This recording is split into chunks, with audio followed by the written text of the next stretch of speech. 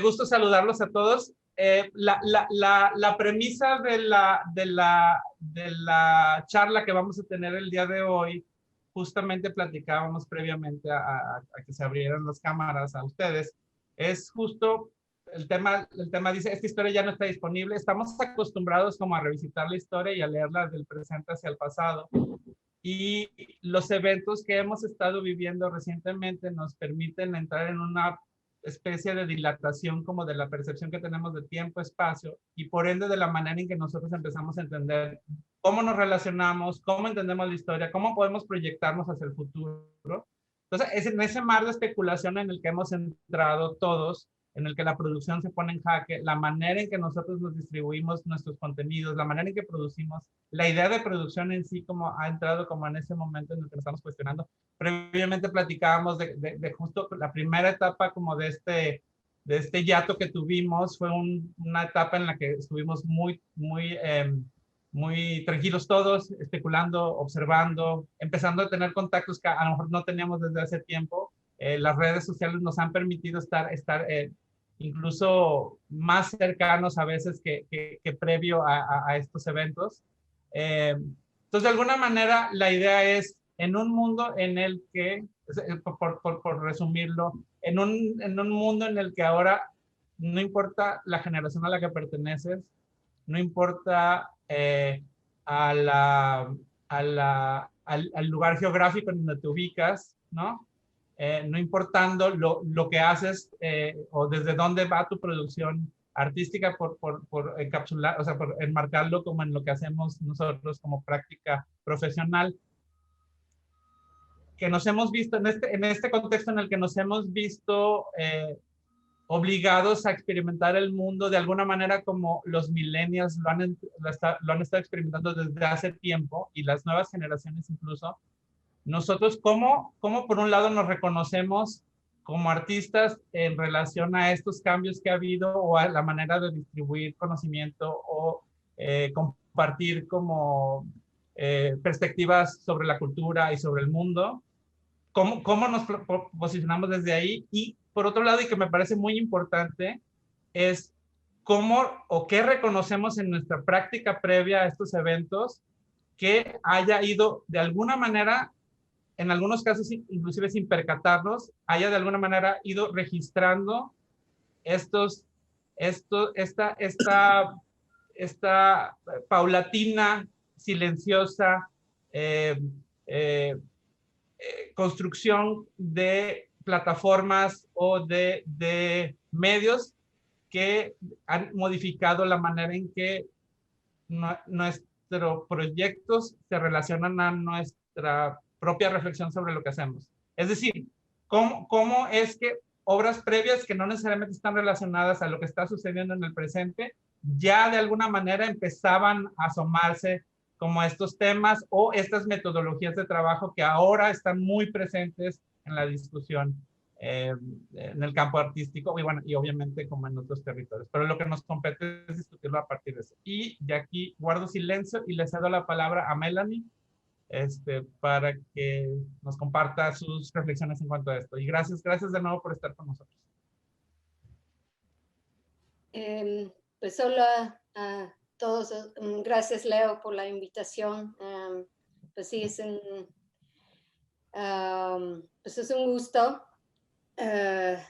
estar aquí con ustedes y platicar de este tema o varios temas, ¿no? Porque me parece que, pues sí, un momento muy complicado para todos. Sobre, bueno, en varios aspectos, pero bueno, como dices, se ha puesto como muy en jaque la producción artística en general y sí, creo que todos nos hemos encontrado en situaciones como muy ajenas y difíciles y como, no sé, como cuestiones en el trabajo que pues tenemos que enfrentar. Bueno, la situación, cada quien desde su lugar diferente, ¿no? Pero bueno, yo quería empezar hablando de un proyecto que Pues es quizá de mis, sí, de 2019, de mis últimas producciones grandes, digamos, que muestra un poco, yo creo, um, un poco la dirección en donde me encuentro ahorita en cuanto a la pantalla y la producción, etcétera, ¿no? Y este proyecto es a partir del trabajo de William Blake. Es un tableau vivant que hice entre dos instituciones, entre MOAC y el Amparo, pero en realidad no es tan importante si es MOAC, si es Amparo, o ni dónde viene, ni dónde cae la señal de emisión, ¿no? Simplemente considero que son dos lugares que pueden estar muy cerca o muy distantes, muy lejos.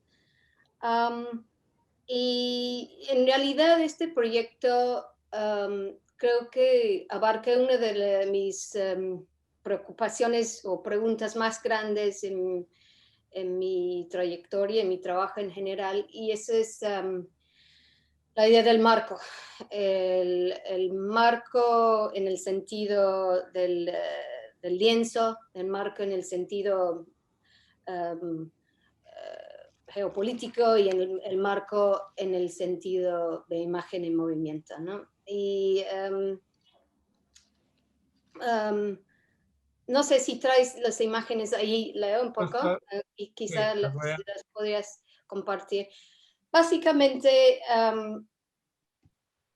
lo que hice fue en MOAC montar un tableau vivant de este cuadro, El Círculo de los Lujuriosos, que es una ilustración de William Blake.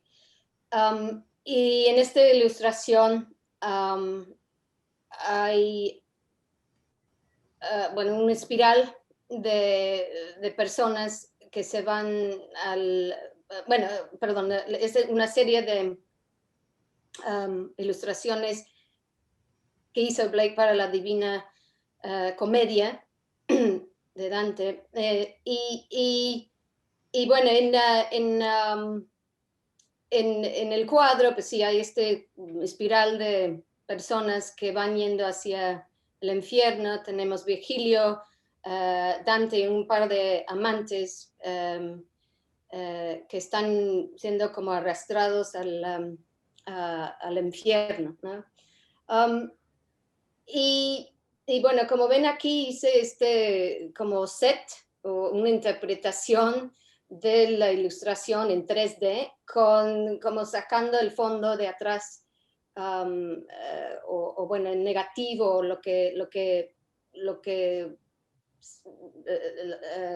la impresión, si quieres, o negativo del 3D, que fue el espiral, y en el momento era como una especie de, yo no los llamo performance, yo les llamo activaciones porque están como activando un tableau vivant del pasado, pero en el presente. Había un equipo de personas en el MOAC y un equipo de personas en el Amparo. Yo estuve físicamente en el Amparo y los bailarines o las personas que reactivaron la escena estuvieron presentes en el MOAC. Y se dio simultáneamente la señal, se emitió hacia el Amparo y al mismo tiempo, sí, creo que en streaming, había una serie de 6 cámaras de CCTV que estuvieron grabando la escena y emitiendo la señal hacia el Amparo. Entonces, sí, yo creo que si quieres, Leo, métete sí, bajo proyectos, Ajá, se llama, sería Vortex, ajá, ok. vórtice, ajá, ajá, ahí está.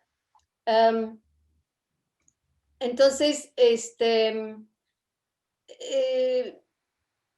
la idea, o sea, atrás era como muy extraño porque siento que era como el lugar en sí parecía un poco como un set de Doctor Caligari. Había también esta sensación como de mónada, de algo exclusivo o casi de cámara lúcida o algo así, como un punto o varios puntos de perspectiva que estaban como emitidos al amparo. Dentro del amparo también había un grupo de gentes en vivo que estaban viendo yo dirigiendo la escena de lejos.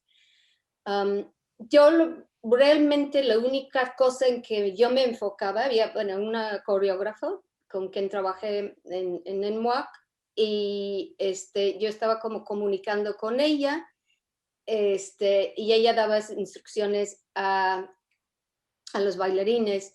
Entonces, en realidad no pasó nada, absolutamente nada. Yo estaba enfocado más bien en los encuadres. Eso es lo que me importó de la escena, en esta como conglomeración de cuerpos en distintas perspectivas.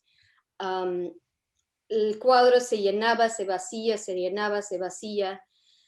Y no había realmente movimiento, me importaba más estas como pequeñas cualidades vibrátiles de los cuerpos, de las pelucas, de gente que entraban y salían de la escena, y los gestos, los afectos. Y en realidad consideraba esto como un gran cuadro. Había además, como Leo está pasando ahorita, una serie de pinturas que van junto con esta serie que estaban expuestos en el mismo lugar, quitando los personajes centrales de las ilustraciones de Blake. Entonces había una especie de como juego con fondo y figura.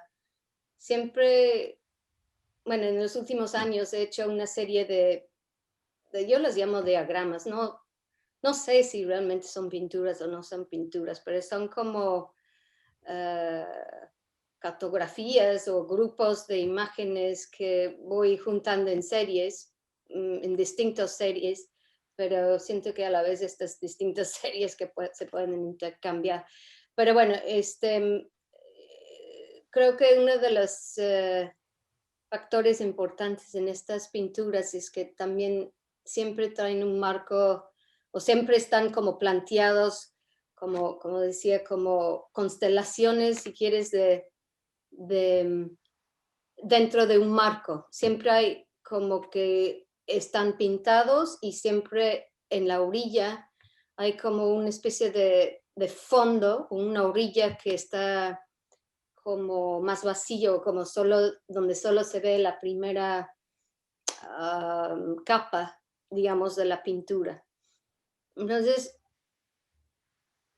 de alguna forma se constelan en línea como sería como esta como contradicción de pinturas que forman como si fueran como marcos casi a la antiguo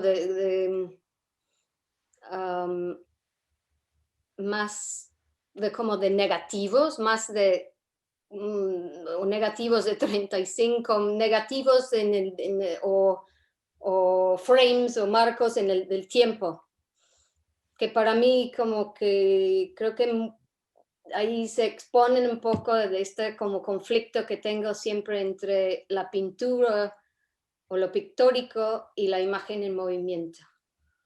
Entonces, siento que para mí lo más importante de este proyecto era cómo hacer una imagen en movimiento de algo que no se mueve. Y con el factor agregado de la distancia.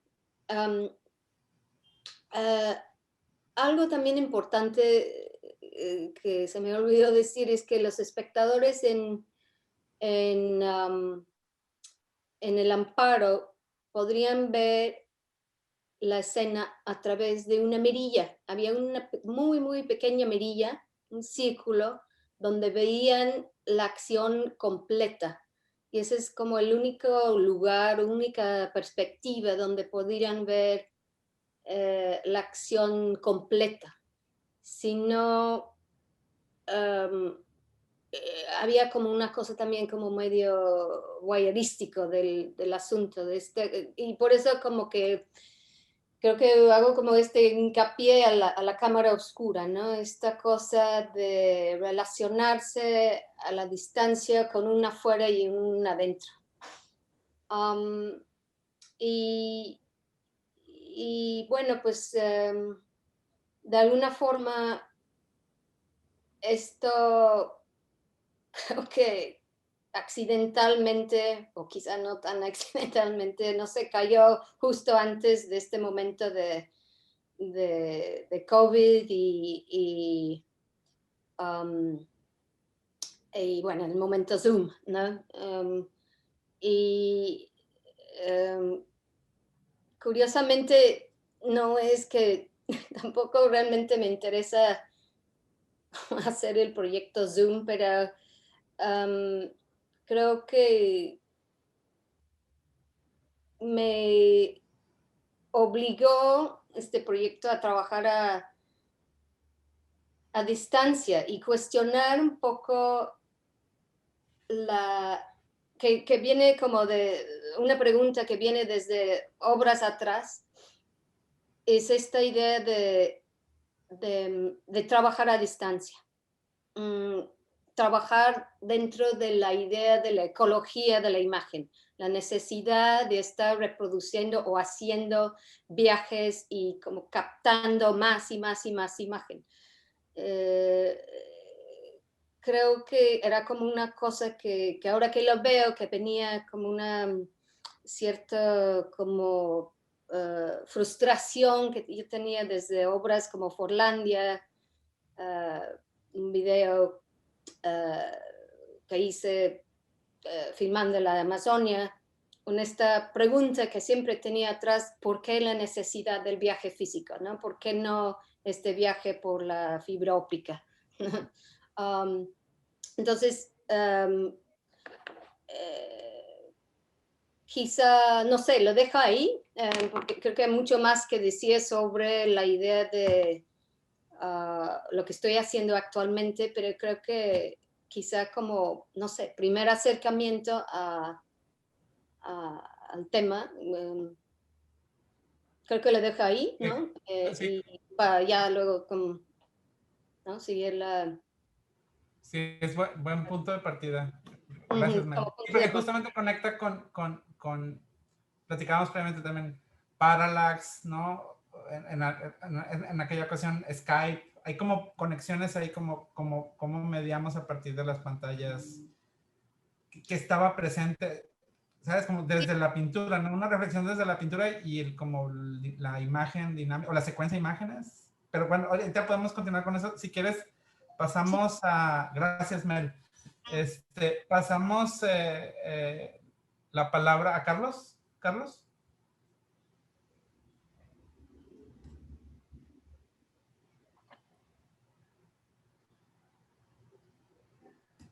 Ah, estás en mute. Déjame desmutar. Carlos, estás en silencio. A ver, ahí. Ahí estamos. Perfecto. Gracias, Carlos. Gracias, Leo, y gracias, Melanie, por tus palabras.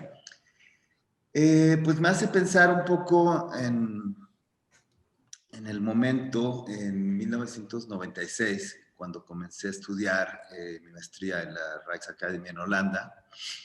El primer día que nos congregaron, digamos, para presentarnos a todos, conocer el lugar, nos presentaron lo que estaban haciendo por primera vez, o sea, la gran innovación de la academia de ese año, y nos presentaron así como si fuéramos al cine, nos presentaron la website que estaban haciendo. Y justamente ese año había arrancado que iban a hacer una website para la academia y nos hicieron un email. Y no era un email personal ni siquiera, sino era un email para todos los estudiantes.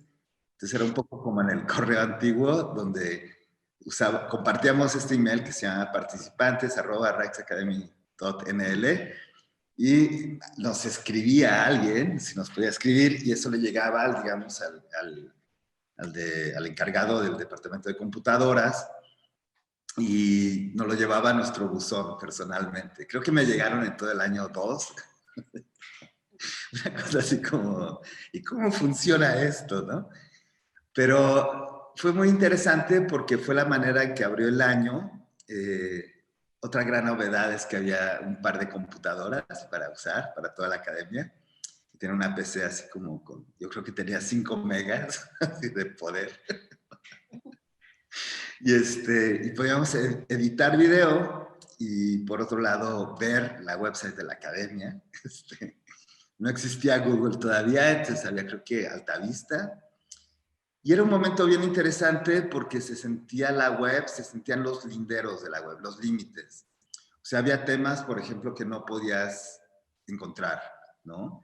Porque lo que ha ocurrido es que, digamos, en un proceso de 30 años o de 25 años, que no es tan largo, pero es largo, pues se ha ido llenando de contenidos ese espacio. Entonces, digamos, ahorita se antoja inabarcable, pero en ese momento, por decir, si buscabas ciertos temas, simplemente no estaban, nadie los había puesto.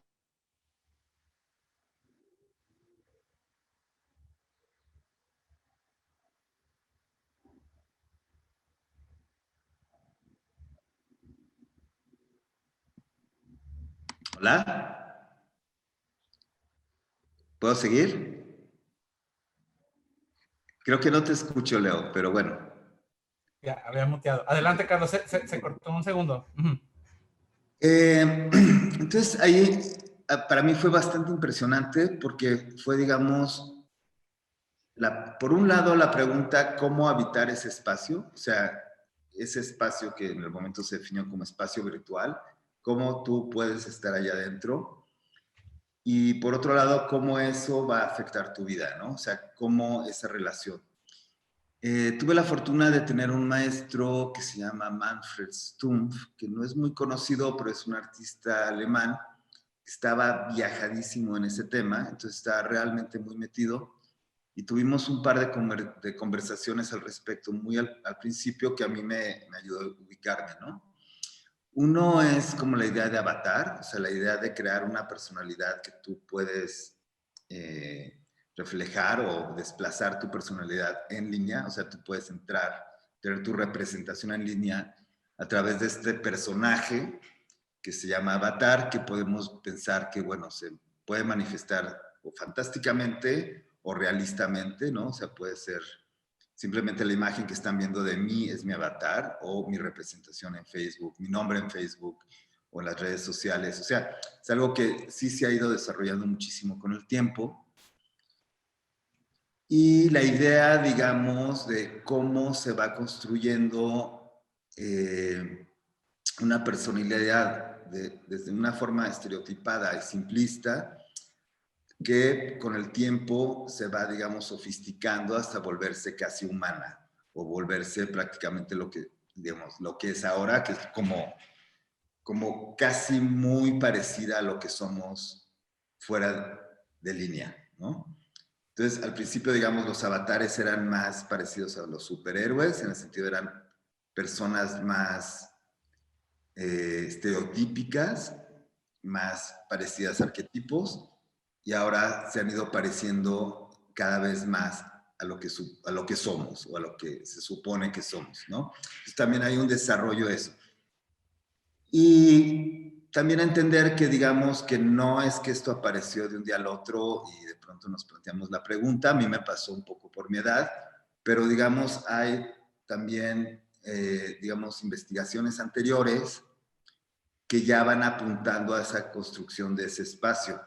Entonces, por ejemplo, uno que es como muy importante es la introducción del video en el arte. O sea, la introducción del video no solo en el arte, sino en la población en general. O sea, que empiezan a haber cámaras de video portátiles, que estamos hablando de cámaras grandes con todo un sistema de circuito cerrado, con televisión. O sea, no estamos hablando de la cámara de video que tenemos en el teléfono, pero que, por ejemplo, influyó a artistas como John Jonas, que también previamente o en relación a, estuvieron, por ejemplo, trabajando con el espejo, ¿no? O sea, como la imagen dentro de la imagen que se refleja. O sea, hay varias piezas de esa época, son muy de los 70s, que trabajan con espejos. Mucho del arte de performance de esa época involucra el espejo. O está, por ejemplo, la investigación de Dan Graham sobre los circuitos cerrados, ¿no? O sea, cómo entras que es, digamos, el video en la arquitectura. Cómo, digamos, tú puedes mirar a otro sin que el otro te mire. O, por ejemplo, las situaciones, digamos, que se construyen en relación a poder ver o ser visto a través del video, ¿no? Que finalmente, por ejemplo, ahorita en Zoom se han vuelto súper pertinentes, ¿no? O sea, de pronto sería muy interesante leer a Dan Graham ahorita, que ya, digamos, nos estamos mirando. O sea, la manera en que ahorita simplemente nos estamos mirando, donde yo estoy viéndolos a ustedes como grupo. O sea, yo individuo los estoy viendo a ustedes como grupo, pero a la vez estoy consciente de que estoy siendo visto por un grupo más grande que yo no veo, ¿no? O sea, o la cuestión de la voz, ¿no? O sea, quién tiene la palabra, quién puede hablar, quién no puede hablar, ¿no?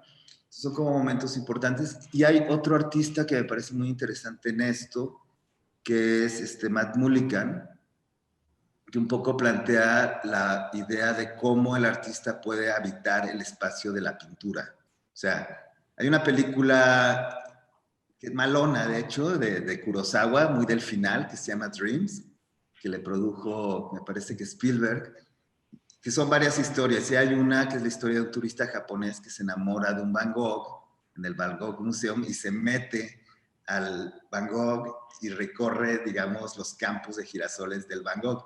Es como una idea muy cursi y como muy chafa, pero que en el fondo te está hablando, digamos, de esa idea de decir, ¿qué pasaría si yo me meto al cuadro? Si yo me meto al cuadro de Melanie o de William Blake o me meto a mi cuadro, ¿cómo puedo hacer? Y lo que hizo Matt Mullican fue toda una serie de intentos de cómo habitar ese cuadro, cómo entrar en ese cuadro. Súper interesante porque lo que hizo fue hipnosis, o sea, fue hipnotizado por un hipnotista que lo guiaba adentro de esos parámetros que él ha ido estableciendo a lo largo de su vida. Que si los vemos son muy parecidos, digamos, a los ejes de coordenadas que establecen el campo de lo virtual, ¿no? Que es el X, Y y Z, ¿no? Sí. Como donde tú te metes, ¿no? Entonces, bueno, para mí personalmente eso han sido como las fuentes. También hay otro artista muy importante que es Duchamp, que con Étan Donés tiene, digamos, ese cuarto que no puedes entrar, al que puedes ver por una mirilla, ¿no? Donde siempre estás afuera, se supone que hay algo allá adentro, nadie acaba de descifrar qué es, solo hay una persona que ha podido entrar a ese cuarto a lo largo, desde que se hizo en los últimos 70 años, que es el electricista que básicamente va a cambiar el foquito y un poco a quitarle el polvo. Por lo demás está certificado que nadie más puede entrar, ni el curador, ni el especialista en Duchamp, ¿no? Entonces, por ejemplo, ahí se establece muy clara esa idea como de ese espacio que no puedes entrar corporalmente y que hay interesante que es, digamos, el espacio de yo no me puedo meter a la pantalla hacia en esa dirección, pero también está la idea de que tal vez eso se puede meter en mí, ¿no? Sí. Entonces, por decir, la idea del celular que establece que la pantalla la puedes ya traer pegada a tu cuerpo, pues ya habla más de esos espacios, ¿no? Y bueno, toda esta introducción para decir que lo que yo hice en esa época fue crear una especie de avatar con esa idea de crear ese doble de mí mismo para yo poder, digamos, habitar una especie de relación entre ambos mundos, ¿no? Okay. También hice una website por esa época que tenía un chat que era así como la gran cosa que se volvió una porquería. Pero bueno, hay como varios ejemplos por ahí. Entonces, sí, o sea, la construcción de ese avatar es la construcción de mi nombre, o sea, paso de ser Carlos Aguirre Morales a volverme Carlos A. Morales, o sea, una contracción de los nombres, y luego creo ese doble de mí mismo que se llama Morales, que le puedo prestar a otros, ¿no? Que otros pueden utilizar y con los que puedo entrar, digamos, espacios que normalmente, o subvertir relaciones que normalmente no están permitidas. Entonces, lo primero que hice fue un certificado en donde le prestaba mi identidad a una persona no artista para que con ese certificado podía presentarse como A. Morales a la dirección de la Rights Academy y volverse, digamos, sustituirme bajo esa forma de A. Morales por un mes en la academia mientras yo me iba. Que fueron cosas que fueron ocurriendo y digamos también ahí empieza como una especie de pensamiento más situacionista o más sobre como intentar analizar las situaciones en las que uno está para empezar a jugar con ellas y como entender formas, ¿no? Y eso ha ido derivando pues en un trabajo gráfico, pero también un trabajo, por ejemplo, con la compañía de Nuevos Ricos. O sea, hay como toda una serie, digamos, que lo mismo ocurrió con Nuevos Ricos, o sea, empezamos Nuevos Ricos justo en un momento en que estaba la discusión, por ejemplo, si empezaba el MP3, la música se empezó a grabar y a transformar y a, digamos, a publicar como MP3 y empezó una gran discusión sobre si la música debería ser gratuita o no, que digamos ahorita es una discusión que ya se estableció, por ejemplo, usando Spotify, ¿no? O sea, tú rentas el servicio y luego la música es gratuita. Pero, por ejemplo, en su momento todavía no era muy claro. O, por ejemplo, cosas que me han ocurrido, como con la pieza de las mariposas negras, que más allá de crear una instalación, lo que ocurrió es que, digamos, se la apropió el mundo de la moda y empezó a circular en línea una especie como de copia, de copias, de copias de esa pieza, ¿no? Que lo que yo hice, por ejemplo, en este caso fue seguir durante 10 años, más o menos, como... O sea, cómo en el espacio de Internet fue, digamos, evolucionando esa imagen y fue, digamos, siendo robada o pirateada o apropiada o reconstruida o sea, como de muchas maneras. Lo que de alguna forma me permitió ver una especie, nunca me acuerdo del nombre, pero hay ese químico que te puedes tragar, que te pueden analizar por dentro, que te pueden analizar cómo... Ah, que es como, sí. Entonces te permite una especie como como de mirada de rayos X en Internet, ¿no? Porque, digamos, ya se ha vuelto tan vasto el espacio que cuando tienes la oportunidad, digamos, de ver cómo se va desarrollando una imagen, tú lo que puedes hacer es, digamos, trazar esa ruta de alguna forma, ¿no? Te puede dar una especie como de panorama interno de lo que es, digamos, la arquitectura del Internet, ¿no? Claro, como los de... Ay, perdón, Carlos, yo me arranqué. Como los de cast que hacen de las colonias de hormigas, ¿no? Sí, o sea, es como... o el reactivo que dices. Pues el Internet es como una especie de colonia de hormiga en expansión, de la cual tú solo ves la superficie y ves el hoyito por el que entran y salen, pero por dentro hay, digamos, toda una serie de ramificaciones y se especula, ¿no? Está como hasta el dark web, o sea, hay toda una serie de especulaciones de cómo esto está construido o se va construyendo o destruyendo, ¿no? Claro. Entonces, digamos, como ciudadano, la posibilidad de poder ver esos flujos, ¿no? De poder ver cómo se derraman ciertas imágenes, ciertas cosas, pues te permite una cierta idea de estructura, ¿no? Claro. Hay una pieza muy bonita de Michel François, el artista belga, que le comisionaron para una prisión donde lo que ocurría en esa prisión es que cada prisionero, esa prisionera era como un laberinto. Entonces, cada prisionero podía acceder a ciertos espacios en el laberinto con una tarjeta, pero para cada prisionero era distinto. Entonces, digamos, tú como prisionero podías ir al cuarto A, B y C, y yo solo podía ir al A, al D y al F. Entonces, digamos, mi percepción del espacio era siempre distinta a la tuya y nunca había, digamos, una percepción general o sea, sabes que estás en una prisión, pero no sabes que estás, digamos, cuál es la arquitectura de la prisión. Y lo que él hizo, muy simbólico, pero que es bonito, es una toma aérea de la prisión para darles una especie de idea de totalidad, ¿no? O sea, obviamente tenía prohibido rolar el mapa, pero te piensas, y Internet es un poquito eso, ¿no? O sea, es lo mismo en el sentido de que, digamos, nosotros transitamos a través de lo que accedemos. Es como un reflejo de nuestra propia inteligencia, ¿no? Un reflejo de lo que somos y es hasta donde llegamos, ¿no? Claro. Yo no sé si ya me pasé o no, pero bueno, es un poco lo que quería decir. Nos vamos a pasar mucho a todos, yo creo que nos gusta. Gracias, Carlos.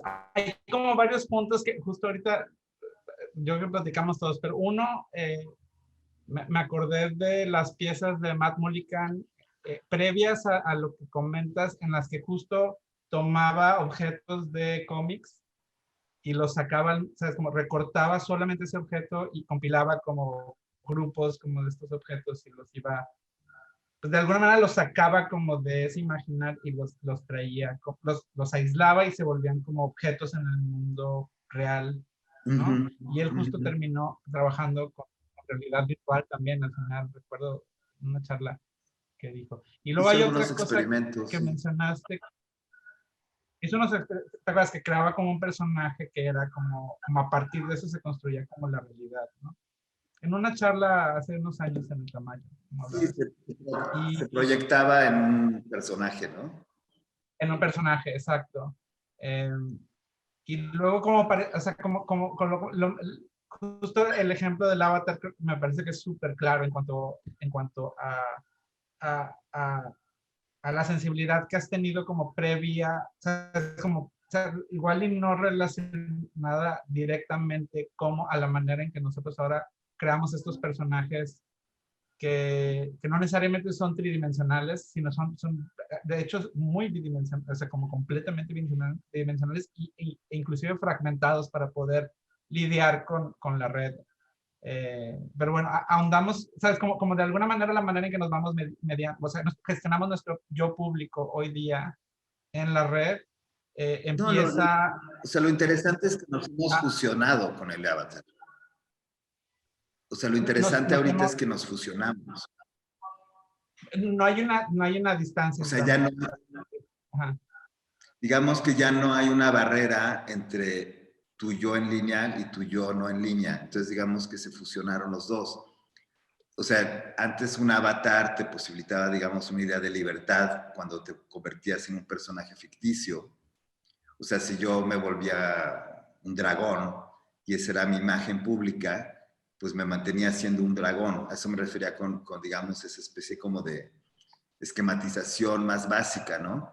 Pero ahorita, digamos, ya no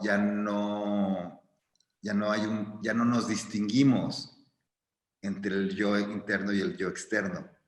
Entonces, de esa forma nos hemos fusionado, que es más difícil. Sí, es como la manera en que... Pero creo que tiene que ver también, o sea, como que esas relaciones son distintas como generación. Bueno, si quieres ahorita le entramos a eso ya todos juntos, porque ya... Pero otra cosa que me parece interesante es como la manera en que, por ejemplo, el entendimiento de, en ese momento, por ejemplo, Nuevos Ricos, ¿no? Es justo el momento en el que sí, como el artefacto, el objeto, disco, ¿sabes? Mutó completamente a la percepción, a su función de servicio. Ahorita, o sea, es el momento en el que cambia completamente la industria discográfica. Más o menos, o sea, ya había cambiado al CD. Pero seguía siendo un objeto, o sea, seguía siendo un objeto el que bueno, sí, o sea, sí y no, ¿no? O sea, pero digamos, ya había mutado. O sea, por ejemplo, ahora como se viró como la preocupación a poseer el objeto soporte de la música, pero el objeto ya no es el disco, sino el objeto es aquello que lo toca. O lo reproduce incluso, porque ni siquiera las bocinas están padres. O sea, compras aparte Sí, Dr. Dre y ¿cómo se llama? perdón, que abre otro tema que creo que es bien básico y bien importante, que también hay que tocar de alguna forma, que es, digamos, el registro. El registro sí cambia. Por ejemplo, la percepción como el registro en el arte, o sea, digamos, sí. se ha puesto compulsivo, y no solo en el arte, sino en nuestra vida, registrar. O sea, todo estamos fotografiando, estamos grabando, estamos filmando, y estamos, digamos, dejando constancia de nuestra existencia. de nuestra existencia, ¿no? Y este registro, digamos, ya se ha personalizado. Entonces también creo que es algo que es muy importante ahorita, que también nos lleva al archivo. Claro. Nos da buen pie para escuchar a Isaac. Gracias, Carlos. Creo que por ahí puede entrarle Isaac a justo lo que nos quería compartir. Sí. Y ahorita le seguimos. Gracias. Hola. Sí, bueno, gracias Carlos y Melanie, Leo. Pues creo que pensando un poco en esto que están comentando y pensando también como en la datación y en el tiempo, creo que, por ejemplo, si lo que te tocó a ti, Carlos, vivir en la Dice Academy, por ejemplo, a mí por ejemplo, y a Leo, y hablaré de una cosa que hicimos Leo y yo juntos muchos años después, cuando el Internet ya había, pues ya era común usar redes sociales, incipientemente todavía, pero menos que ahora, pero más que hace tiempo. Y me acuerdo mucho que Messenger, bueno, voy a hablar como de varias cosas, pero en sí, en general, desde un aspecto estético y desde un aspecto quizás como político. Pero, por ejemplo, de este lado estético, me acuerdo mucho que cuando comenzamos a trabajar, Leonardo y yo, a partir de que estudiamos la licenciatura en la misma universidad, y que Leonardo se regresó a Monterrey, y yo seguí en Cholula estudiando la licenciatura, me acuerdo que Messenger era el medio por el cual nos comunicábamos, así como ahora nos hacemos por Facebook o Instagram y demás, pero antes solamente había Messenger. Y algo interesante de la escritura a través de Messenger era que sí, también funcionaba como una especie como de avatar, como que la escritura pues, reemplazaba un poco al cuerpo y a la voz. En ese tiempo, cuando existían esas aplicaciones de interacción social, poco se hacían a través de imágenes. Eso creo que sería algo interesante de pensar cómo la imagen ha ido como que reemplazando o el video a lo escrito, porque en el tiempo, y eso es como que inicios del 2000, no, como 2003, inicios del año de los 2000, en que la interacción entre las personas en la red era a través de la escritura, poco a través de las imágenes. Las imágenes eran de muy mala calidad, no había muchas cámaras digitales, las cámaras digitales tenían muy pocos megapíxeles también, era un poco curioso. Y quizás desde un aspecto como de la responsabilidad que tenemos como creadores con la creación de imágenes de manera muy amplia, entendida la imagen como algo muy amplio, no solamente lo que se ve, sino también lo que se acciona o se performa. Algo ocurrió con la relación escrita a través de Messenger que nos permitió hacer acciones, ¿no? No sé cómo estructurar qué decir primero o qué después, pero por ejemplo, en este, bueno, sí, igual y en este contexto, algo interesante de ese medio escrito o de la relación entre la escritura es que como que la idea del avatar empezaba a tomar, a suplantar o a poner énfasis en la idea de otredad. Había una cosa con la otredad en esos años, no me acuerdo, bueno, al menos en la educación artística que nos tocó, y cosas que cada quien de manera personal como que entendía y asumía y quería como entrarle a esos rollos, pero por ejemplo en una ciudad tan conservadora como Puebla, donde por ejemplo el feminismo o los movimientos de liberación gay no eran una cosa así como que tan que pasara, como que pues es una sociedad muy conservadora, quizás todavía, ¿no? Pero Entonces sí, como que la escritura en las redes sociales, en Messenger o en otras aplicaciones de citas como Manhunt y otras, como que permitían que la sexualidad se desenvolviera de manera un poco más justa o ordenada o como fluida, ¿no?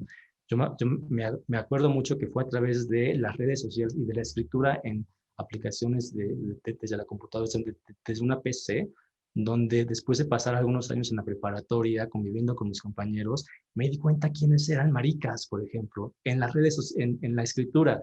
Y así conocí a compañeros que de repente eran como que yo los veía en la escuela y eran como que estos sujetos súper inteligentes y que se sacaban dieces y que iban a concursos y demás. Y entonces como que no entendías en dónde estaba como que la parte de la sexualidad, en esa como pristinez intelectual. Y de repente en esas aplicaciones te los encontrabas y estabas ligando y como que ya no importaba la educación, sino más bien una cosa como fluida que la sociedad conservadora no permitía. Entonces sí, las redes sociales como que siento, pero ahí había una cosa con la imagen, porque no existían imágenes.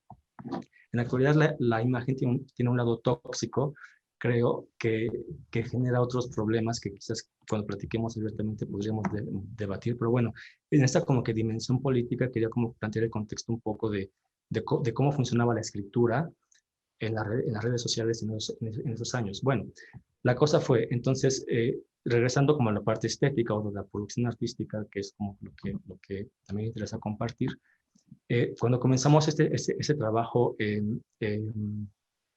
a distancia entre Puebla y Monterrey, digamos que donde la Internet sí se convertía en esa interfaz productiva, porque creo que podremos hablar de qué tan improductiva puede llegar a ser o qué tan mañosa puede llegar a ser esta como interfaz de la Internet para no producir nada, pero en términos estéticos creo que nos funcionó muy bien en esos años a Leonardo y a mí cuando empezamos a trabajar a partir de conversaciones de Messenger, que eran como charlas de dos amigos donde hablábamos de todo y de nada, pero curiosamente esa posibilidad de hablar de todo y de nada en una especie como de tiempo de ocio, porque eran como tiempos de ocio donde se volvían bastante productivos, empezamos a trabajar así, y entre varios de los proyectos, uno de los que creo que lo creemos que puede traer como luz a esto y como hacer vínculos con lo que nos acaba de contar Melanie, fue un proyecto llamado Azucareras, que consistió curiosamente en una relación entre un Sanborns y una galería. La galería se llamó Object Not Found, que fue una galería que fue un espacio... ¿Comparte imágenes? Sí, comparte imágenes. Sí. Fue un Claro. espacio que tuvo Rubén Gutiérrez en Monterrey, en el casco urbano, durante algunos años, donde, bueno, donde empezó, bueno, que hacía muestras de artistas jóvenes en ese tiempo. Y algo que pasó con este proyecto, se los cuento brevemente, fue que íbamos a tomar café a un Sanborns todos los días, Leo y yo, y platicábamos muchas cosas. Y al mismo tiempo que platicábamos, había una como que, por esa influencia como de la traducción de la situación o de la traducción de la relación interpersonal hacia el espacio de la imagen, pensando en que era un momento donde no había imágenes, empezábamos a querer documentarlo todo con medidas corporales de las mesas, con grabaciones de audio, con fotografías que nos hacían amigos en otras mesas, para platicar de nuestra plática. Al final de cada plática siempre dejábamos una azucarera extra en la mesa. Le vaciábamos la mitad del azúcar y la dejábamos y nos íbamos. Entonces, esa acción repetitiva empezó a dejarle más azucareras a ese restaurante. Como que, y sí, en este lado como de la travesura, en vez de robar azucareras, queríamos poner más azucareras, como darle más cariño al restaurante, como para ver qué reacción había entre las personas que trabajaban ahí. Bueno, lo interesante y quizás como que lo que importaría saber aquí es cómo fue la relación entre el espacio del restaurante y la galería, donde pues todo lo que íbamos haciendo era un ritual constante de llevar documentos a la galería y llevar documentos y llevar fotos y llevar registros y residuos y cositos de la crema y demás, de manera que tratábamos de reproducir el restaurante en la galería. algo así como, quizás como la idea, como, no sé, como si de rellenar la internet o de entender esa cosa de relaciones o de ligas y demás. En ese momento en el que los hyperlinks eran una cosa también como fabulosa para entender qué era el hyperlink. Entonces queríamos como hacer estas conexiones entre elementos y demás. Realmente la estética de la imagen, si se dan cuenta, las imágenes pues son imágenes que estaban pensadas más por el ansia o la necesidad de traducir el restaurante a la galería que por pensar la imagen por su unicidad o su autonomía. Y entonces eso pasó durante un mes. Después de un mes de trabajo, algo interesante que no habíamos concebido es que la galería olía, se escuchaba, se sentía como el restaurante. Algo logramos con esa traducción de la galería o la transformación de la galería en el restaurante que no pudimos prever desde el principio, pero que pasó. Y, por ejemplo, datos interesantes, había un mapa que reproducía a escala 1:1 el restaurante, pero como no cabía en la galería, pues se tuvo que doblar. Hubo un huracán, el huracán fue una eventualidad que quedó marcado en el registro de la obra. Entonces, como también, no sé si, y no sé muy bien de dónde venía ese lugar como de platicar de archivos, pero había prácticas que se clavaban con el archivo. No sé, Juan Pablo Macías hizo un archivo del heavy metal de Puebla que luego tradujo en diferentes videoinstalaciones, en las apps, por ejemplo. Entonces, quizás había algo con el archivo también, como con la idea de clasificación. Y creo que había una necesidad con clasificar cosas porque, como les digo, la parte visual o la visualidad o la imagen todavía no era algo tan patente como lo es ahora. Por ejemplo, ahora con programas de Adobe, por ejemplo, o páginas que tienen cajas de texto prediseñadas, la idea de clasificar es más transparente, es más invisible, pero a inicios del 2000 la idea de clasificar estaba muy de la mano con cómo se veía la Internet también. Cuando uno abría páginas de Internet, podíamos uno ver páginas con su código y con carpetitas y con fichas, y el diseño era muy precario. Entonces creo que eso influía un poco de manera contextual a la estética de algunas prácticas. Y bueno, creo que eso, o sea, yo creo que me quedaría con esta idea de cómo pensar el paso de lo escrito a la imagen, que el desarrollo de la Internet ha tenido, bueno, es una cosa como muy, es un lugar donde podemos ver que esto pasa de manera muy natural. Creo que con eso, no sé si quisiéramos quizás platicar No sé si. para no, Ajá. sí. Ok. Pues sí, o sea, yo podría agregar así como brevemente para cerrar como el contexto. Las pláticas que teníamos por Messenger no tenían un rumbo definido. O sea, eran juntarnos a platicar como sin el objetivo de convertirse en un proyecto o etcétera. Entonces venían como de ideas como que explorábamos, que perseguíamos, ¿no?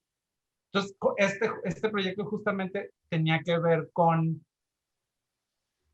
éramos más jóvenes, evidentemente, entonces era como, ¿qué pasaría si en lugar de ir a un Sanborns y tener una actitud anárquica o algo así, como vandalizar o robar cosas, o, ¿sabes? Como, ¿qué pasaría si los sobresaturamos como de un inventario, ¿no? Entonces decíamos, no, pues las azucareras es algo que se cuenta cada cambio de turno, ¿no? Entonces, ¿qué pasa si de repente vamos a un Sanborns siempre a la misma hora, durante un periodo definido de tiempo y constantemente, no sabemos qué vamos a hacer, pero nos juntamos a platicar sobre qué vamos a hacer y al terminar dejamos una azucarera idéntica a las que tienen ahí. Entonces siempre, o sea, va a ocurrir lo opuesto a lo que naturalmente sucedería, que siempre hay como menos, o igual o menos azucareras, porque a lo mejor se rompe alguna. Pero en este caso, mientras nosotros estamos definiendo qué vamos a hacer, estaría creciendo el inventario de azucareras para ellos. Y eso crearía como un fenómeno que queríamos como experimentar. Y al mismo tiempo, justo todo eso que estaba sucediendo, hablando como de archivo y de documentación, como tú dices, Carlos, este es el primer proyecto en el que compramos una cámara digital de 2. Quién sabe qué megapíxeles, como tú dices, en ese entonces. No teníamos conciencia de balance de blancos, No sabíamos qué era RAW y qué era TIFF y qué era JPG en ese entonces. ¿Sabes? Era la primera vez que teníamos la posibilidad de tomar muchas fotografías. Incluso tuvimos que en ese entonces buscar dónde íbamos a imprimir archivos digitales, porque todavía la norma era que hubiera laboratorios de negativos, ¿no? Para eso. Pero justamente el hecho de poder tomar muchas fotografías nos permitía como tomar todas estas fotos, que ahorita a lo mejor no las consideraríamos para nuestra práctica, ¿verdad? Pero bueno, básicamente es eso, ¿no? Y la idea era como cómo esto se traduce como en el espacio. Y era como algo que pasaba mucho. Esto venía de un proyecto que hicimos previamente en el que se llamaba Azúcar en la Vía Láctea, que justamente tenía que ver con replicar como las fotografías que uno de nosotros había tomado en un viaje. El otro lo tomó a los 2 años y como detective iba buscando como los lugares donde el otro se había tomado las fotografías de turista en ese entonces y las buscaba. Entonces, sí había como una cosa, como dice Isaac, que tenía que ver más con la discusión que teníamos y cómo la íbamos mapeando a la hora de discutirlo y tenerlo escrito. Y a partir de eso empezaba a materializarse en imágenes. Eso es algo como muy, muy curioso. Bueno, en fin, creo que es como un buen cierre de la primera parte, que justamente ya nos queda como 30 minutos como para entre que tomar preguntas, discutir entre nosotros. Yo lo que sentí como lo que me parece muy interesante es cómo a la hora de estar escuchándolos, yo tuve una sensación como de entender plenamente, déjame dejar de compartir, tuve una sensación de entender plenamente como las experiencias o la manera en que ustedes estaban como en su momento entendiendo cómo iban sucediendo las cosas en tanto avance tecnológico, mediación digital, redes sociales, etcétera, y cómo la práctica lo iba reflejando, ¿no? O sea, por ejemplo, me acuerdo muy bien, Carlos, como cuenta anécdotas de la Rise Academy, cuando yo conocí a mi esposa, que justamente fue por esos tiempos en los que Isaac y yo estábamos haciendo Metapong, salen algunas de las fotos que mostramos ahorita. Ella compartía el correo electrónico con su hermana. El mismo caso que contigo, ¿no? Y justamente los primeros meses, 6 meses o algo así, estuvimos, o sea, al principio de nuestra relación, ella se negó a darme su correo electrónico porque no quería que hubiera un malentendido, porque no confiaba en la escritura. O sea, entonces solo nos veíamos físicamente o nos hablábamos por teléfono. Pero no tuvimos ningún contacto por medio de redes durante los primeros 6 meses. A lo mejor por eso seguimos juntos, bueno, entre otras cosas, seguramente. Pero, ¿sabes? Entonces eso como que creo que regresa un poco como a la reflexión que hace Isaac, ¿no? Y por otro lado, como lo que menciona Melanie, como sobre su relación con la pantalla y cómo la pantalla, obviamente desde una reflexión desde la pintura, pero también desde la imagen, movimiento. Como que yo le preguntaría a Mel, ¿cómo es que en este hiato que hemos tenido y que justamente, por ejemplo, antes de que empezara esto habíamos platicado y no estabas en Instagram, ahora ya estás en Instagram, ¿no? Entonces, ¿cómo ha sido como la experiencia de consumir contenidos como creados como por usuarios que entienden de otra manera, o sea, como entienden como desde otro lugar, como la creación, no quiero decir contenidos, pero sí como el streaming, como de sus intereses y de sus, ¿sabes? Como observaciones sobre el mundo cotidiano. ¿Ves algo de relación a lo que dice Carlos en tanto que ahora estamos constantemente produciendo imágenes que de alguna manera nos permiten por un lado sobresaturar como las fuentes de imágenes, pero por otro lado que nos permiten un poco empezar a hacer como un proceso en el que entendemos la imagen en tanto, ¿cómo decirlo? Como documento de alguna manera de los tiempos, ¿no? O sea, es invisible como la manera en que consumimos imágenes, como mapeaba Carlos con Dark Cloud, ¿sabes? Con sus mariposas. O sea, es un pretexto la imagen como para poder mapear esas cosas, o en sí misma como sí puede generar como otras como experiencias como con las imágenes. Más o menos sería la pregunta.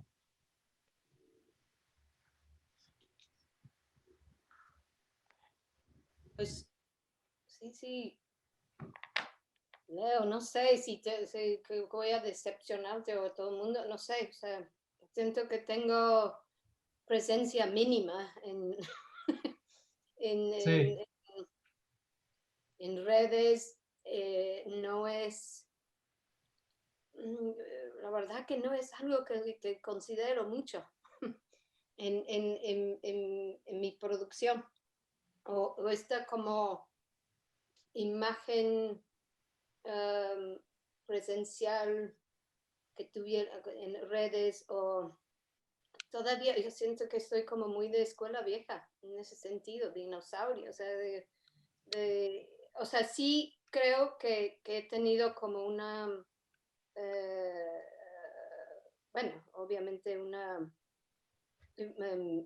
desarrollo en cuanto a la imagen, que o sea, empecé usando High 8, bueno, hasta VHS, usar mis proyectos. No lo considero en mi trabajo como, creo que realmente en el fondo no tengo una especie de estrategia ninguna en cuanto a la tecnología o en cuanto a la media o materia que uso. O sea, simplemente yo voy un poco a lo intuitivo de qué es lo que necesita cada proyecto, que igual todavía para mí podría ser VHS o no, el interfaz en ese sentido no es como de acuerdo a cada proyecto. O sea, igual, o sea, llevo, bueno, antes del lockdown, de la cuarentena, estaba tratando de hacer un proyecto en Texas muy complejo, con performativa, con como transmisión en vivo, 1000 pantallas, pero era como, porque era como lo que el proyecto requería. O sea, yo no siento que, no sé, no estoy todavía, o sea, como que cada vez más desde cuarentena, eso sí, estoy de acuerdo. sí. Pero Pero no tengo esa estrategia en cuanto a la tecnología, no tengo para nada esa cabeza, mente, actitud.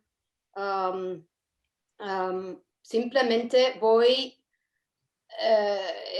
me va en cada proyecto lo que necesite. Ahora, algo que a mí me ha parecido como algo en que he pensado desde la cuarentena en cuanto a la pantalla, como siempre tengo esta obsesión con el marco y la ventana y ya, ¿verdad? Siento que de alguna forma, como, bueno, al principio de lo que se hablaba mucho era como el sentido del tacto, ¿no? El Zoom y todas estas como conferencias en vivo, bla, bla, bla, que son, o sea, lo que nos falta es el sentido del tacto, ¿no? Porque nadie puede hablar, tocar y etc. Entonces, para mí, he estado pensando mucho en esta como la permeación de la pantalla, en que la pantalla ha vuelto como una especie de membrana o piel casi, de la cual emitimos o recibimos, ¿no? Bueno, no es exclusivo al lockdown, ¿no? Pero en el sentido ahora que hay una especie de relación con nuestra propia interioridad, donde curiosamente, aunque siempre tenemos esta relación como medio fría, ¿no? Con la pantalla y, ¿no? Que hay como esta sensación de que siempre nos aleja de los sentidos o que incluso de nosotros mismos corporalmente. Yo estoy como empezando a sentir como, obviamente no está reemplazando el tacto, pero esta como membrana muy extraño, yo siento que está causando este momento que nos rebota un poco esta sensación casi, sí, de nuestro propio interior. Hay como una especie de permeación muy extraña con como membrana, piel táctil, que nos rebote de repente una sensación, creo, como muy de nuestro propio interior, o como hablamos hace rato, como de lo existencial, ¿no? Que es muy propio de este momento, yo creo.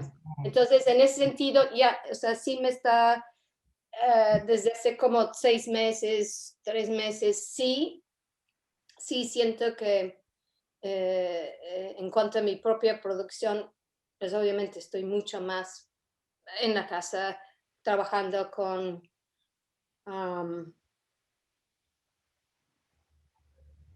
mucho más Entonces, si hay una alteración, digitalmente y exclusivamente digitalmente. Ajá. Sí. Cosa que Si hay una alteración, perdón. No, dime. Siento que sí hay como una alteración, o sea, esto no es normal, ¿no? O sea, definitivamente no es normal. Pero sí hay una alteración en como Carlos mencionaba previamente, en cuanto a que justo creo que podríamos debatir por un ratito como sobre eso, porque yo lo veo un poco, o sea, entiendo, vamos, lo que mencionaba sobre cómo ya no hay distancia entre el avatar y nosotros, ¿no? O sea, como, eso es lo que mencionabas hace rato, Carlos. Pero más o menos como que conecta de alguna manera con lo que mencionas, Mel, porque, bueno, no sé si lo vean ustedes como yo, como que de alguna manera a la hora de experimentar nuestra vida cotidiana sin tener los espacios, sin tener como una percepción sobre el espacio cambiante como antes, ¿no? ¿Sabes? Como antes teníamos esta conversación al mismo tiempo que de repente estabas en el trabajo, en el estudio, con la familia, cenando. Había como cambios de set, cambios de lugar, cambios de interacciones al mismo tiempo que estás hablando con tus hijos, estás hablando con tus grandes amigos, al mismo tiempo que estás hablando con algún amigo en persona, estás hablando con alguien del trabajo. ¿Sabes? Como había como estos cambios que permitían que todo el tiempo hubiera una diferenciación entre como lo real y lo que está ocurriendo en pantalla. ¿Sí? ¿Más o menos? Creo.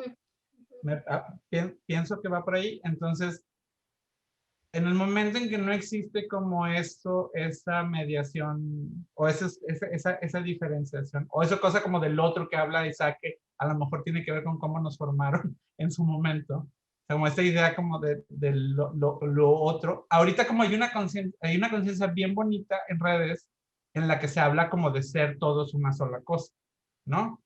Y eso te lo permite como el medio, y te lo permite también lo que menciona Carlos, que es no diferenciar como tu yo líquido de tu yo, ¿sabes? Como material, no sé, ¿sabes? Como que va, no sé, estoy tratando de hacer como... Sí. Ajá. Lo que ha ocurrido es que el espacio personal se ha vuelto público y el espacio público personal. O sea, yo estoy ahorita hablando contigo o con Melanie y estoy viendo su sala, ¿no? Y estoy viendo cómo viven. Y estoy viendo, digamos, un espacio que es más privado que, por ejemplo, el que está usando Isaac, o de alguna forma yo, que es casi un fondo blanco, ¿no? Pero de alguna forma esto, digamos, empieza a crear una especie de desilusión entre ambos campos. Claro. Entonces se te mezcla todo, me explico, empiezas a mezclar, digamos, el trabajo con lo personal, la amistad con lo profesional, ¿no? O sea, empieza a haber esa especie como, digamos, de perversión de las cosas como normalmente se entendían. Exacto. Pero, por ejemplo, hay generaciones que crecieron y como, digo, ya hay preguntas de alumnos, entonces ahorita estaría para brincar a esas, y esto podemos dejarlo pendiente. Pero sí, o sea, hay generaciones que tenían ya más tiempo como viviendo de esa manera, entendiendo el mundo de esa manera. ¿O no? ¿Es distante? Hay un cambio fundamental para todos en nuestra manera de hacer en el momento que, digamos, empieza la computadora, ¿no? O sea, previo a la internet está la computadora y se empieza a volver, digamos, ubicua en todas partes. Luego está, digamos, esa posibilidad de conexión a través del internet. Yo creo que hay un invento que muchas veces no pensamos en él, pero que lo usamos todo el tiempo, que es el de la función de undo, ¿no? El control Z. O sea, escribes algo y, digamos, la cagas y te vas para atrás, ¿no? O sea, puedes irte varios pasos para atrás en un error, ¿no? Entonces, por ejemplo, estás dibujando y se te va a chocar la línea y pues haces control Z y vuelves al paso anterior o al previo. Y lo mismo es al escribir y lo mismo al editar video.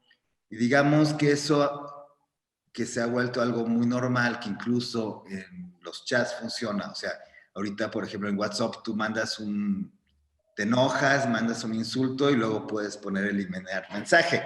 O sea, puedes, digamos, si eres rápido, puedes crear esa especie como de paso atrás. Eso... Claro, pero te deja, perdón por interrumpir, pero lo padre del WhatsApp es que deja la evidencia de que hubo algo borrado, ¿no? Sí, por ahora. No hay manera por ahora, y creo que es interesante. Y también es eso. De hecho, hay stickers. Ajá. O sea, la interfaz de Zoom todavía es bastante chafa. O sea, yo todavía te veo de una forma poco realista. O sea, te veo pixelado, ¿me explico? O sea, todavía no es muy estético, pero eso, no sé, tal vez en 5 años ya va a ser pues como las cámaras de ahora, ¿me explico? O sea, las cámaras hace 10 años eran más chafas. Pero a lo que iba es que, digamos, hay un cambio esencial en la manera de hacer, que es un cambio en relación al error. O sea, antes si cometías un error, lo tenías que borrar y dejabas una evidencia. O tenías que trabajar alrededor del error y de alguna forma aprovecharlo o, digamos, obviarlo o esconderlo, pero tú en el momento que se te caía la tinta en tu dibujo, pues estaba la tinta y no había forma de ir atrás. Eso en realidad es una relación a la crueldad, o sea, es una relación, digamos, a la crueldad de la naturaleza. O sea, cuando tú le cortas una rama a un árbol, no se la puedes pegar. Si pierdes un pie, no te lo pueden pegar, ¿me explico? O sea, hay una especie, digamos, de hecho en la vida de que cuando tú haces algo, siempre tienes dos opciones, o te sale bien o te sale mal. Y si te sale mal, te salió mal, lo tienes que corregir, y si te sale bien, pues te sigues. Pero entonces ahí hay un cambio muy fundamental en cómo hacer las cosas. ¿Sí me explicó? Sí, Sí, y hay como... ese cambio de, como dices, de la análogo al... sí, pasó pasó lo análogo la fractura entre lo análogo y lo digital, ¿no? O sea, Exacto. O sea, tú estás escribiendo una carta en una máquina de escribir y haces una falta de ortografía y pues o vuelves a empezar la carta o le tienes que poner el sticker, la cosa está blanca para que lo tape. Pero digamos, el error queda un registro de los errores de las cosas. Y ahorita, digamos, ese registro ya no queda. Tú lo puedes, digamos, todo el tiempo borrar. Todo el tiempo lo puedes. Entonces, digamos, eso te lleva a una especie de idea de perfección constante.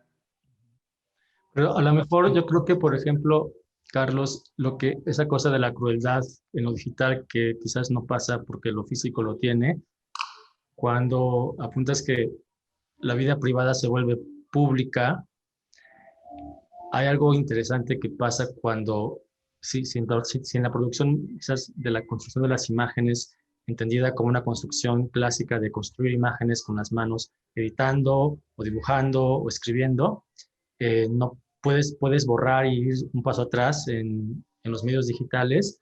Por otro lado, el hecho de que la vida privada se vuelva pública, creo que trae una parte, trae la crueldad de vuelta, al espacio digital, porque, por ejemplo, si pensamos los casos de ahora de Me Too, por ejemplo, Sí, por o casos supuesto, que tienen que ver con lo políticamente incorrecto, tiene que ver con la vida en lo público, en lo digital. eso ocurre hasta que se creen las herramientas para corregir eso. Hasta que se creen, pero hay una parte, no sé explicarlo, pero sé que ocurre, que la internet va guardando todo lo que pasa. A pesar de que tú lo borres y no lo veas en imagen, o en tu pantalla, o en tu celular, se va guardando por ahí. Como que, entonces, quién sabe si desde la programación y quien se dedica a la programación sabrá más al respecto, y seguramente sí, y sabrá cómo regresar ese archivo de lo que uno físicamente y visualmente cree que está eliminado.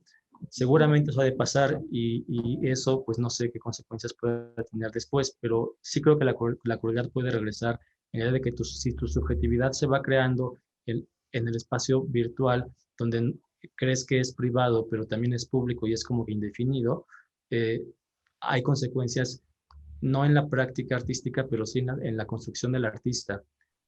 Por ejemplo, y así lo pondría así como bien bobo, ¿no? No bobo, pero serio más bien, pero es un ejemplo serio de algo que pasa, que es muy común en este tiempo, que es, por ejemplo, artistas que reciben denuncias de acoso a través de las redes, y que entonces sus carreras son afectadas con quitarles exhibiciones, residencias, o con tratar de eliminarlos de un sistema que quizás antes no pasaba porque las redes sociales no existían, y quizás tiene que haber un consenso más grupal o de seres humanos, o de hablarse para tratar casos delicados. Entonces creo que eso pasa ahora, como que ya no hay, puedes borrar pasos técnicos, pero no puedes borrar pasos humanos o decisiones humanas. A mí se me hace muy curioso eso. Sí, o sea, creo que ahí la pregunta es si es algo nuevo o siempre ha estado. Uh-huh. Y y digamos, la diferencia entre la producción personal y cómo se recibe desde afuera. Uh-huh. O sea, no es que la crueldad deje de existir, la crueldad sigue existiendo. Pero digamos, ahorita tenemos las herramientas para generar imágenes artísticas, comerciales o de uno mismo, o personales, ¿no? Digamos, con esa facultad de perfeccionamiento, con esa facultad de, digamos, borrar los errores o las cagadas, pongámoslo de una forma más coloquial. Sí, no sé. O sea, pero por ejemplo me llama la atención que el WhatsApp ya existe esa función, lo que te está hablando de que puedes eliminar evidencias si crees que la ha cagado. Porque hay otro punto que me parece muy interesante, que me pregunto mucho y que voy más hacia Melanie, que es, por ejemplo, o sea, ¿por qué a veces alguien te escribe enojado en WhatsApp y lo percibes enojado o lo puedes percibir contento?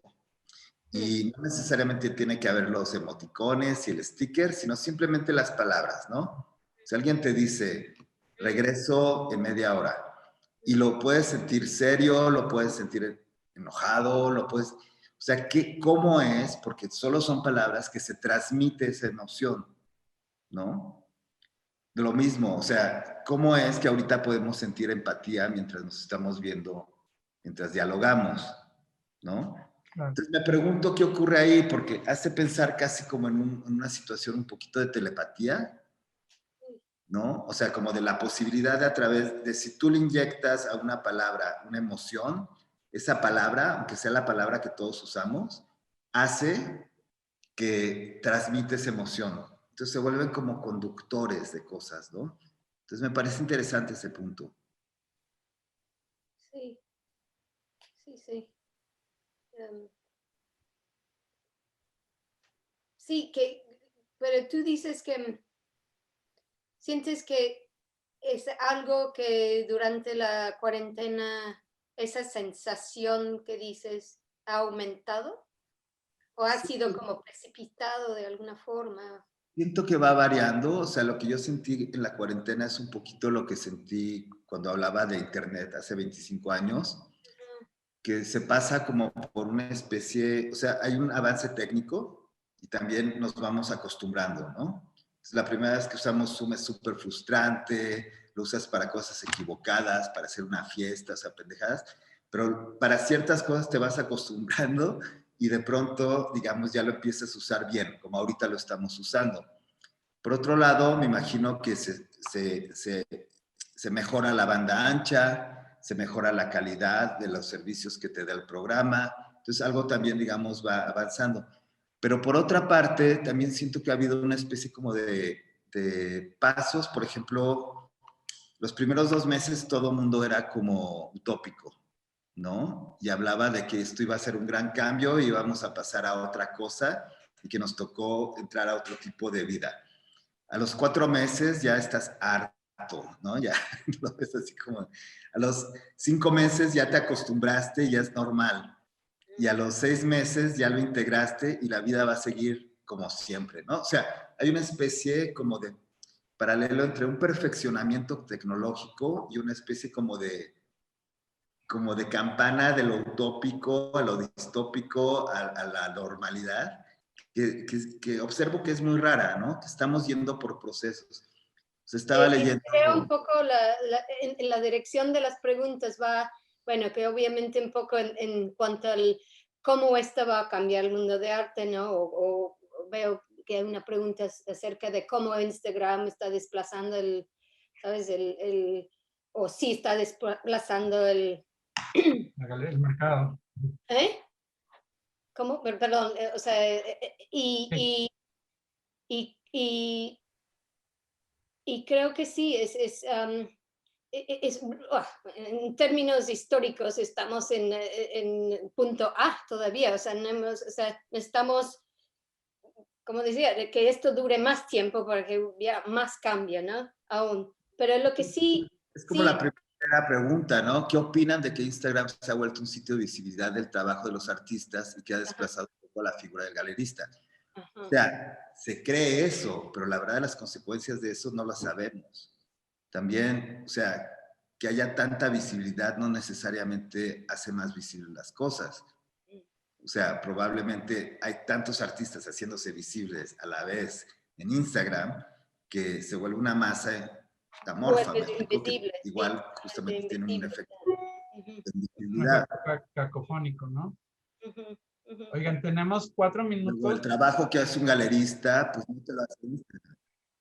Por ejemplo, las redes tienen Instagram o muchas aplicaciones que trabajan a partir de imágenes, tienen algo muy perverso que es que tienden a la homogeneización. Entonces, por ejemplo, piensen en cualquier aplicación Instagram o que comparten imágenes o en aplicaciones de citas, como la abundancia de imágenes o uno siente que tiene que competir con lo que se vuelve tendencia en cuanto a las imágenes. Entonces, como el arte distribuido a través de Instagram, que puede ser lo que dices, Carlos, miles de artistas poniendo imágenes, la tendencia es que siempre va a haber cosas que se parezcan, porque si no, no va a funcionar.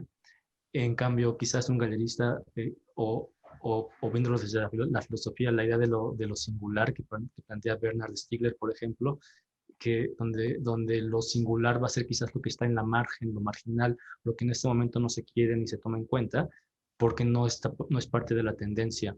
Las imágenes que se transmiten a través de las redes sociales siempre buscan la tendencia para que funcionen. Y eso es algo que como que es poco reflexionado, se me hace, porque somos parte de esa alimentación de imagen en las redes sociales, contribuyendo con esta idea de la formación de la tendencia. Por ejemplo, si te enojas, o hay cosas que se prohíben subir a Instagram, por ejemplo. Piensen cuántas, el desnudo, por ejemplo, quien esté pintando desnudos o haciendo fotos de desnudo, pues no se los va a dejar subir a Instagram porque no permite subir partes del cuerpo. O sea, hace poco bueno, al principio de la pandemia me invitaron a ir a una cosa en Instagram, como una especie de cómic en Instagram, un lugar de Nueva York. Y lo único que me pedían es que tenía que acceder o tenía que respetar las reglas de Instagram. O sea, podía hacer lo que quisiera, solo que tenía que respetar las reglas de Instagram. Entonces les pregunté qué eran esas reglas y me mandaron a ver ahí una página de reglas de Instagram. Y pues sí, en realidad hay un montón de cosas, hay como 10, 15 cosas que no deberías hacer, no puedes hacer básicamente. ¿Se le puede llamar esto censura o no? Pues puta, o sea, es como, bueno, ok. O sea, están dirigiendo muy claramente hacia dónde tienes que ir. Entonces, claro, o sea, todo el arte que no entra en shock digamos, en bronca con este tipo de reglas, pues está muy bien, pero puede estar ahí, pero hay toda una serie de otras cosas que también son valiosas que pues de pronto en realidad no tienen un espacio, ¿no? Entonces, Yo yo creo no que nace una falsa política, una falsa idea de lo que es una acción política. Bueno, es una manera de censurar previamente, que es como, si lo quieres usar, pues es así, y si no, pues no lo vas a usar. Está censurando el medio solamente, no la práctica. O sea, como Pues sí, nosotros pero somos si al quieres final los que usar el decidimos medio, usarlo, ¿no? o sea, a mí, yo no compro papel y me dice que puedo pintar en él o no, o dibujar o escribir en él o no. O sea, yo Claro, simplemente agarro mi papel y hago lo que quiero. claro, O pero sea, puede seguir, puedo utilizar Word y ponerme a escribir de lo que quiera. pero la distribución siempre siempre había sido regulada por entes específicos, ¿no? O sea, No, sí, pero es una manera de ser. estamos hablando de distribución, no del medio en el que se genera. Aunque sí, obviamente en Instagram sucede algo que no pasaba